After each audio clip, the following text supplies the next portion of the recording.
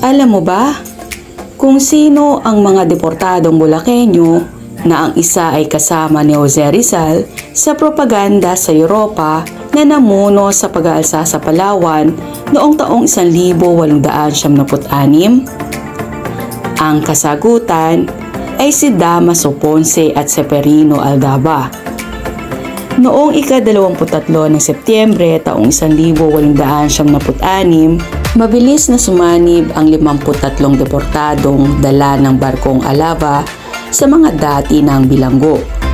Simula sa petsang ito, hindi na mapakali sa paghihinala ang mga Espanyol. Nagtipon ang 13 peninsulares ng kolonya ng mga armas at bala at nag-organisa ng ronda. Dudang-duda sa katapatan ng mga sundalo ng Rehimientong 68. Pagsapit ng Nobyembre 15, kumbinsido na ang pamahalang Espanyol na may isang malawak na sabwatan. Natuklasan ng mga Espanyol na balak ng mga magsisipag-alsa at patayin lahat ng peninsulares. Kubkubi ng kuta sa poblasyon, salakayin at samsamin ng barko ng Koreo pagdaong nito. Balak rin daw ng mga mag-aalsa na gawing hepe at gobernador ng kolonya ang mestisong deportadong si Damaso Ponce at tagapamahala naman si Ceferino Aldaba, ang tenyente mayor ng Malolos, Bulacan.